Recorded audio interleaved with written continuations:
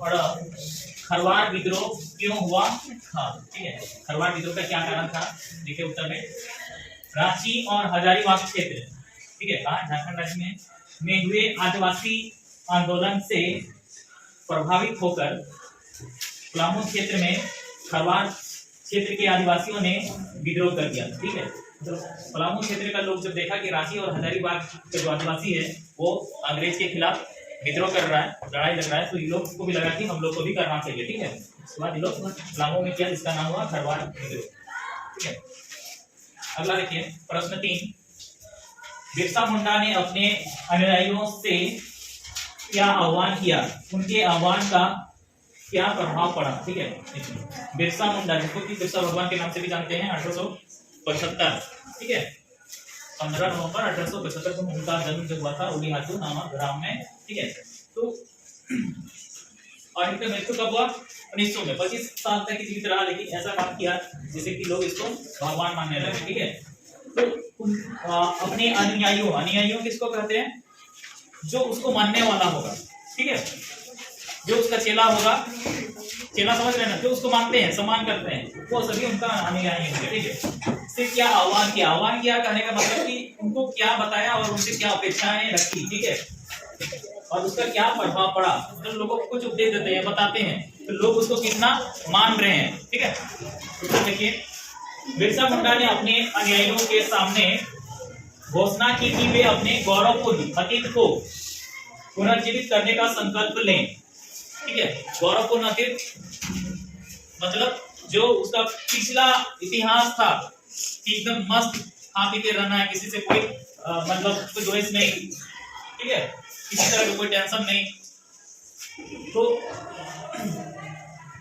फिर से उसी को अतीत को जीवित करने का संकल्प ले और आंदोलन द्वारा दिक्कू और यूरोपीय लोगों को बाहर निकालकर मुंडा राज्य स्थापित करे। देखिए यहाँ पे क्या है, आंदोलन का संकल्प ले मतलब लड़ाई लगना है, और दिक्कू किसको कहते हैं?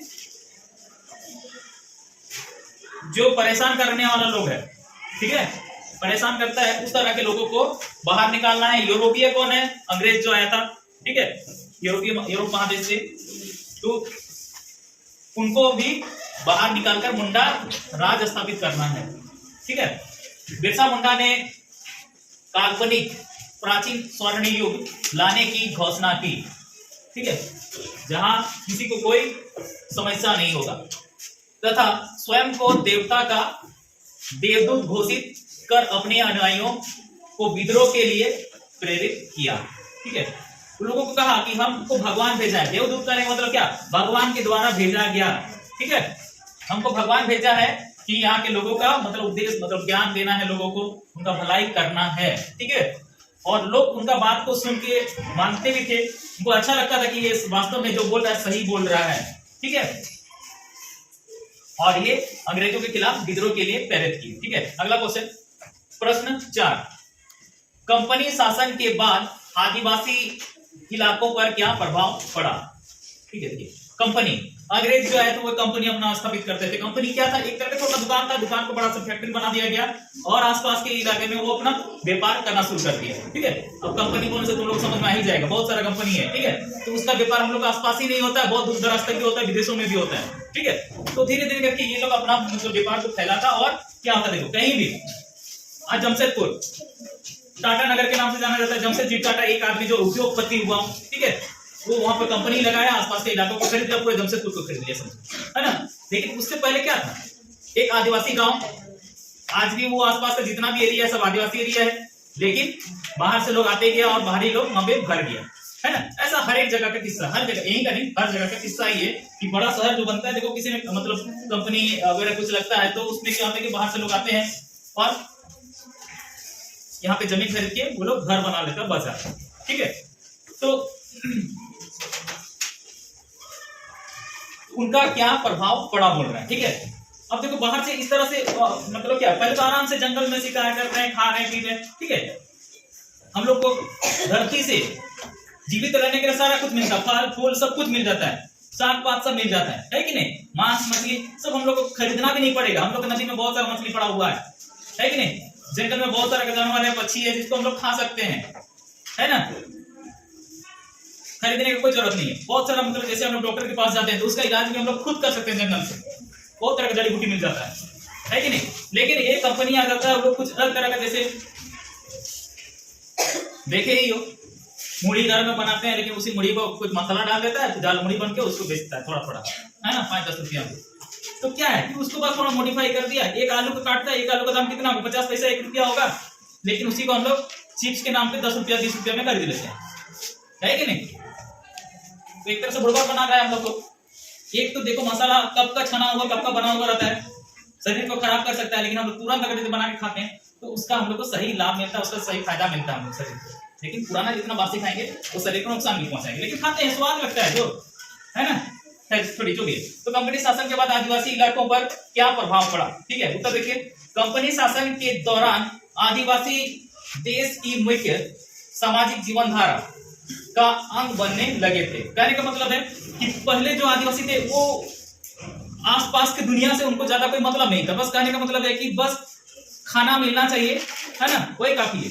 आज क्या खाएंगे, कल क्या खाएंगे, बहुत ज्यादा आगे का नहीं सोचते। लेकिन अब जो बाहर के लोग थे, जो चालाक थे, जो पढ़े लिखे थे, उन लोग बहुत लंबा लंबा सोच सकते हैं। जैसे कंपनी जो होता है, कोई भी फैक्ट्री मालिक होता है, वो ये नहीं सोचता है कि हम एक बड़ा सा फैक्ट्री खोल देंगे तो हमको पूरा कमाई होने लगे, ऐसा नहीं। उसको होता है, वो सोचता है जरूर है कि हमको बहुत कमाई है, करोड़ों अरबों रुपया कमाना है, वो सोचता है, लेकिन 5 साल 10 साल तक वो कुछ भी नहीं कमाता है, 1 टका भी नहीं कमाता है। समझ रहे हो, तुम 10 साल 20 साल तक बिना कमाए रह सकते हो, नहीं रह सकते हो, लेकिन वो रह जाता है। कैसे रहता है, क्योंकि उसके पास पहले से उतना पूंजी रहता है, ठीक है, वो चल सकता है। और उसके बाद उसको 10 साल के बाद इतना ज्यादा कमाई होता है कि वो सारा सब मतलब एक ही बार लूट लेते। जैसे जियो का ही आप लोग उदाहरण ले सकते हैं, 1 साल फ्री दिया, तो क्या हुआ, आज हर आदमी के पास जियो सिम है ना, उसको कुछ टाइम फ्री दिया तो क्या हुआ, आज देखो कम से कम 150-200 रुपये तो रिचार्ज हो ही रहा है ना, महीने का। तो अब कितना उसको फायदा हो रहा है। उसी तरह से अब देखो यहाँ पे क्या हुआ कि आदिवासी कंपनी शासन के दौरान आदिवासी देश की मुख्य सामाजिक जीवन धारा का अंग बनने लगे। मतलब देखिए आगे उनकी विशिष्ट संस्कृति, मतलब उनका जो रहन सहन है, खान पान है, वो हो गया संस्कृति में, ठीक है। भौगोलिक अलगाव, भौगोलिक अलगाव में क्या है कि जिस तरह का जंगल झाड़ में रहते हैं, ठीक है, शहरों में रहना आदिवासी का पहचान नहीं था, ठीक है, जंगलों में ही ज्यादातर हुआ करता, ठीक है। तो भौगोलिक अलगाव, पिछड़ापन और आदिम स्वरूप में स्पष्ट रूपांतरण हुआ। देखो पिछड़ापन करने का मतलब क्या है कि वो ज्यादा जैसे बहुत अच्छा कपड़ा पहनना है, सोना पहनना है, या फिर क्या बोलते हैं बड़ा बड़ा घर बना के रहना है, ऐसा भी नहीं सोचते, ठीक है। बस झोपड़ी हो जाए, गुफा जैसा कुछ भी हो जाए, ठीक है, जिसमें कि हम लोग को ठंडा करने में या फिर ठंडा बाहर का नहीं लगे, गर्मी के दिन में तो चलो पेड़ के छाया वगैरह कहीं पर बिता ले रहे हैं, उसका मतलब बहुत ज्यादा शौकीन टाइप का नहीं है, ठीक है। तो और आदिम स्वरूप में स्पष्ट रूपांतरण हुआ, मतलब अब उन लोग को भी लगने लगा क्योंकि बाहर के लोगों को जो देख रहे हैं कि उन लोग अच्छा कपड़ा पहन के आ रहा है, ठीक है, उन लोग का खाना कुछ अलग टाइप का हो रहा है। हम लोग का क्या था कि पहले मांस भी खाते थे तो कच्चे खा जाते थे, ठीक है, आग में थोड़ा सा डाल दिया फिर उठा के वैसे खा गया, धोना होना भी नहीं है राख के साथ, ठीक है। तो उसका एक स्वाद अलग लगता है। लेकिन बाहर का आदमी आ गए, कैसा बुड़बक आदमी लो, जो मतलब तुम खाली आग में फेंक दिया और खा गए, है ना, कितना गंदा राख के समय खा गया, कोयला खा गया, इस तरह से बोलता है। और उन लोग आएगा, देखो आज का डेट में जैसे हम लोग पूरा एकदम मसाला डाल के उसको अच्छा से बनाते हैं, ठीक है, देखने में भी सुंदर लगता है। तो हालांकि शरीर के लिए उतना फायदेमंद नहीं भी होगा, ठीक है, लेकिन सुंदर लगता है, उसका स्वाद कुछ अलग टाइप का हो जाता है, ठीक है। तो अब देखो उनका प्रभाव आ जाता है यहाँ पे, ठीक है। तो यहाँ पे आदिम स्वरूप में स्पष्ट रूपांतरण हुआ, ठीक है। अंग्रेजों ने उनकी जमीन छीन ली। कैसे छीन ली, कंपनी अपना व्यापार बढ़ाने लगा कि देखो ये जो सामने का जो मेरा कंपनी के सामने का जो जमीन सब है, ये सब हमको दे दो, हम और थोड़ा सा बड़ा करेंगे अपनी कंपनी को, ठीक है। ऐसा भी यहाँ पर तुम्हारा तो खेती नहीं हो पा रहा है क्योंकि लोग बहुत आ जा रहा है, ठीक है। तो इस तरह का होता है। देखो जहाँ पे लोग ज्यादा होने लगेगा तो ऑटोमेटिक है कि खेती थोड़ा सा ठप होने लगता है, ठीक है। और जो जिसका जमीन है वो भी, उसको भी लगता है कि ये जमीन अब मेरा बेकार हो रहा है तो चलो बेच देना चाहिए, ठीक है। और उससे क्या होता है कि जो पूंजीपति लोग हैं वो लोग उसको मुंह मांगा पैसा दे देता है, ठीक है, क्योंकि ये गरीब आदमी है तो उसको जितना भी मिले ज्यादा ही लगता है कि हमको बहुत मिल गया टाइप का लगता है। लेकिन जमीन हमेशा के लिए होता है, पैसा जो है वो एक दिन में भी खत्म हो सकता है, ठीक है। तो देखो यहाँ पे क्या है, जमीन छीन ली कहने का मतलब वैसे ये ठग के हो गया या फिर डरा धमका के भी लोग देता था, क्योंकि देखो राज्य किया कहने का मतलब क्या है, यहाँ पर लोग शासन किया, कैसे किया, यहाँ के लोगों को डरा के किया ना कि तुम्हारा भाई तुमसे ज्यादा मतलब दौलतमंद बन गया है तो उसको चलो मार दो तो तुम्हारा उसका दौलत भी तुम्हारा हो जाएगा, ठीक है, ऐसे भटकाया जाता था।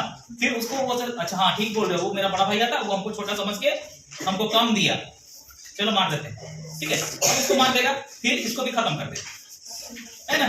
जब दोनों मिला हुआ था तो कोई नहीं मार सकता था, लेकिन अब खुद अपना भाई का सब तो कमजोरी को जानता ही है, ठीक है, वैसे ही देख के लोग बुद्धि अपना लगाया और इधर मूर्ख हम लोग बने रह गए, ठीक है। तो इस तरह से जमीन भी छीन ली। वन संपदा जो जीवन का मूल आधार था, ठीक है, जंगल से हम लोग को बोले ना कि सारा चीज खाने पीने का दवाई सब कुछ मिल जाता है, ठीक है, जंगल से कहीं जाने का जरूरत नहीं है, तो ये भी हम लोग का जंगल भी छीन लिया है ना, वहां भी हम लोग अपना फैक्ट्री लगाना शुरू कर दिया।